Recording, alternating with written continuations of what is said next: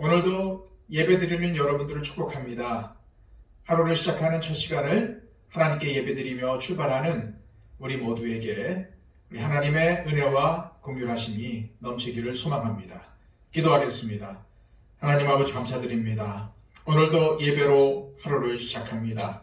하나님 앞에 무릎 꿇은 하나님의 백성들 한 사람 한 사람을 기억하여 주시고 이분들의 꿇은 무릎이 늘 항상 하나님의 인도하심과 하나님의 지도하심의 기초가 될 수 있도록 인도하여 주옵소서.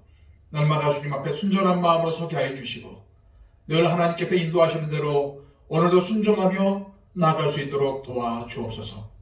오늘도 하루를 마감할 때에 기도로 마감할 수 있도록 인도하여 주시고 하나님께서 나를 도와주신 그 은혜를 기억하며 찬송할 수 있는 우리의 삶이 되게 하여 주옵소서. 예수 그리스도의 이름으로 기도하옵나이다. 아멘. 함께 찬송가 279장입니다.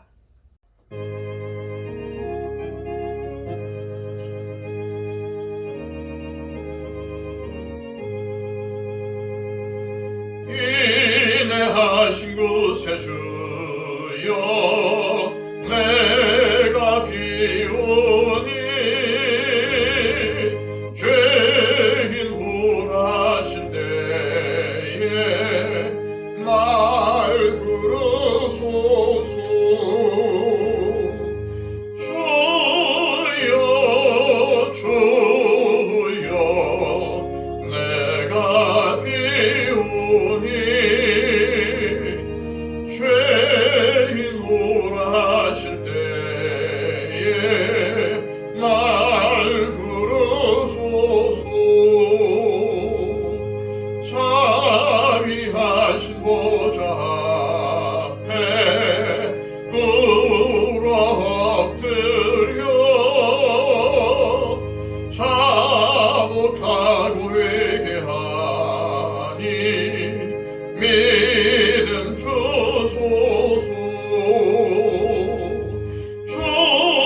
주여 주여 내가 비오니 죄인 홀하실 때에 날 부르소서. 주의 공무 의지하여 주께 가오니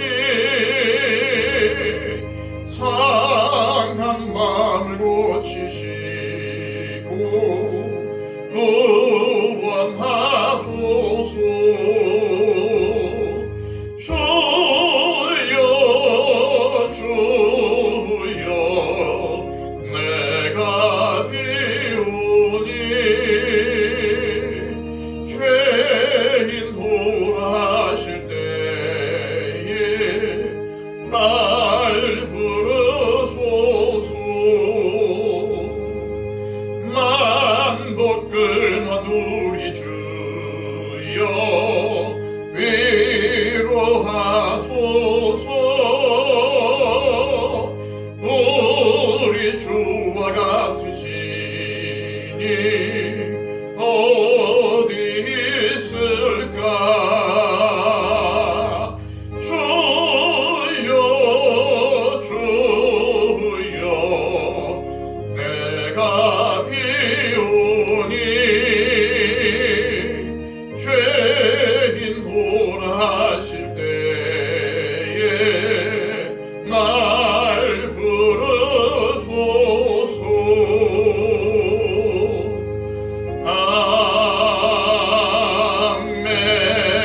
아멘. 이 시간 하나님께서 우리에게 주시는 말씀은 구약성경 시편 90편 1절로 17절까지의 말씀입니다. 구약성경 868쪽입니다. 주여 주는 대대에 우리의 거처가 되셨나이다. 산이 생기기 전 땅과 세계도 주께서 조성하시기 전 곧 영원부터 영원까지 주는 하나님이시니이다. 주께서 사람을 티끌로 돌아가게 하시고 말씀하시기를 너희 인생들은 돌아가라 하셨사오니 주의 목전에는 천년이 지나간 어제 같으며 밤의 한순간 같을 뿐임이니이다. 주께서 그들을 홍수처럼 쓸어가시나이다. 그들은 잠깐 자는 것 같으며 아침에 돋는 풀 같으니이다. 푸른 아침에 꽃이 피어 자라다가 저녁에는 시들어 마르나이다. 우리는 주의 노에 소멸되며 주의 끝내심에 놀라나이다. 주께서 우리의 죄악을 주의 앞에 넣으시며 우리의 은밀한 죄를 주의 얼굴빛 가운데 두셨사오니 우리의 모든 날이 주의 분노 중에 지나가며 우리의 평생이 순식간에 다하였나이다. 우리의 연수가 70이요 강건하면 80이라도 그 연수의 자랑은 수고와 슬픔뿐이요 신속히 가니 우리가 날아가나이다. 누가 주의 노여움의 능력을 알며 누가 주의 진노의 두려움을 알리이까? 우리에게 우리날 계수함을 가르치사 지혜로운 마음을 얻게 하소서. 여호와여 돌아오소서. 언제까지니이까? 주의 종들을 불쌍히 여기소서. 아침에 주의 인자심이 우리를 만족하게 하사 우리를 일생 동안 즐겁고 기쁘게 하소서. 우리를 괴롭게 하신 날수대로와 우리가 화를 당한 연수대로 우리를 기쁘게 하소서. 주께서 행하신 일을 주의 종들에게 나타내시며 주의 영광을 그들의 자손에게 나타내소서. 주 우리 하나님의 은총을 우리에게 내리게 하사 우리의 손이 행한 일을 우리에게 견고하게 하소서. 우리의 손이 행한 일을 견고하게 하소서. 아멘. 오늘 우리가 읽은 이 시편 90편은 시편 5권 중에서 제4권의 첫 번째 시편이고 하나님의 사람 모세의 기도라는 표제어가 붙어 있습니다. 1절 말씀입니다. 주여, 주는 대대에 우리의 거처가 되셨나이다. 주님이 우리의 거처가 되셨다는 말씀은 주께서 우리를 보호하시고 인도해 주시는 분이 되셨다는 말씀입니다. 이스라엘 백성들이 광야 생활을 하던 때에 하나님께서 그들의 보금자리가 되셨어요.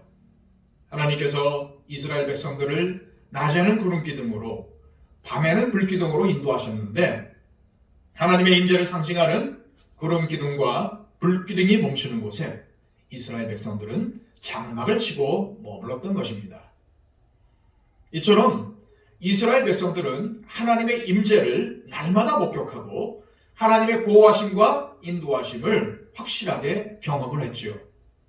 그런데 모세는 하나님께서 임재하시고 인도하시고 보호하시는 일이 자신이 살던 때에만 있는 것이 아니고 대대로 있을 것이라고 선포하고 있습니다.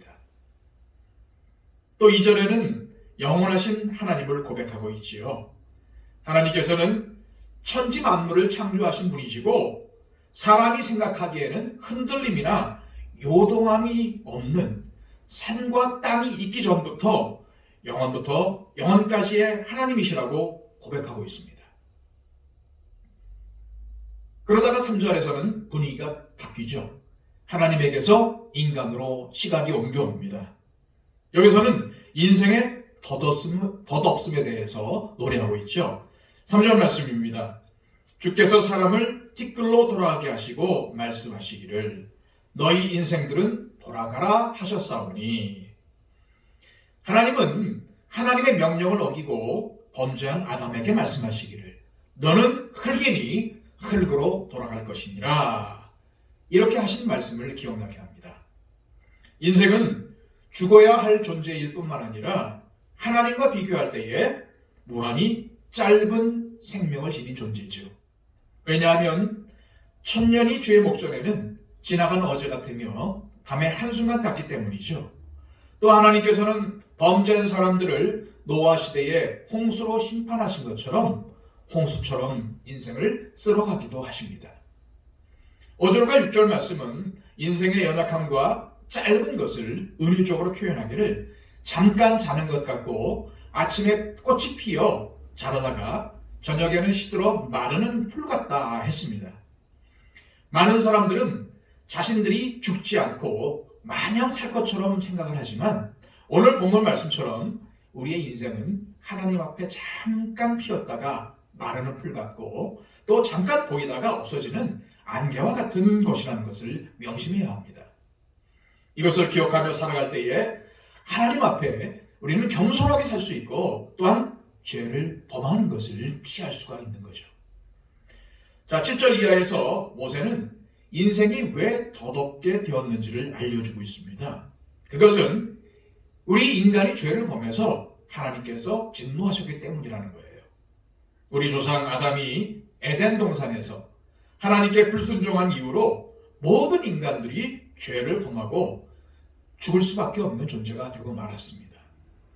모세가 이끌었던 이스라엘 백성들도 광야에서 거듭거듭 하나님을 반역하고 불순종했지요. 이런 불순종은 이스라엘 백성들만의 문제가 아니고 모든 인간들이 가지고 있는 문제고, 사람은 누구나 자신이 지은 죄로 말미암아 죽을 운명에 놓이게 되었습니다. 그래서 인생이 70, 80 또는 그 이상을 산다 할지라도 모두 수고와 슬픔뿐이고, 그 70년, 80년의 세월도 순식간에 화살처럼 날아가 버립니다. 그런 이유로 모세는 하나님이 진노하셨다 할지라도 살아갈 날을 계수할 수 있는 지혜를 달라고 기도를 하고 있죠. 12절 말씀입니다. 우리에게 우리 날 계수함을 가르치사 지혜로운 마음을 얻게 하소서. 모세의 이러한 기도는 인생의 모든 수고와 고통이 인간이 지은 죄의 결과임을 알고 하나님 앞에 의미 있는 삶을 살게 해달라는 기도인과 동시에 남은 인생이 얼마나 될지를 헤아려 봐서 헛된 것에 인생을 낭비하지 말고 영원하고 참된 목적과 의미를 가지고 살아가는 지혜를 얻게 해달라는 기도입니다. 사랑하는 여러분, 자신의 인생의 날들에 대해서 구체적으로 생각해 본 사람은 헛된 것에 자신의 인생을 낭비하지 않을 것입니다. 또한 자신의 남은 날들을 미움과 다툼으로 보내지 않고 하나님께서 맡기신 사명에 매진하고 하나님의 뜻을 순종하기에 힘쓸 것입니다. 모세는 주님, 제가 제 남은 날이 얼마인지를 생각해 보게 하셔서 헛된 것에 인생을 낭비하지 않는 지혜로운 마음을 가지게 해주소서라고 기도를 한 거죠. 13절 말씀에서 모세는 주의 종들을 불쌍히 여겨달라고 기도를 합니다. 여기서 주의 종들은 하나님과 교통하며 하나님의 뜻을 행하며 사는 사람들을 말하는 거죠. 이어지는 14절에서 아침에 주의 인자하심이 우리를 만족하게 하사 우리를 일생 동안 즐겁고 기쁘게 하소서라고 고백하고 있는데, 이 말씀은 하나님의 은혜가 회복되어 이스라엘 백성들로 하여금 그 은혜 안에서 기뻐하는 삶을 살도록 허락해달라는 간구입니다.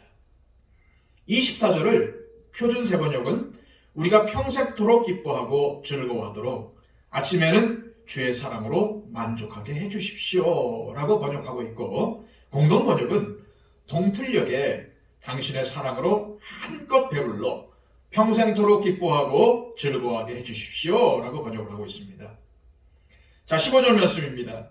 우리를 괴롭게 하신 날수대로와 우리가 화를 당한 연수대로 우리를 기쁘게 하소서. 이 15절 말씀은 오랜 세월 동안 고난을 받아온 이스라엘 백성들이 기쁨을 얻기를 기원하는 기도이죠.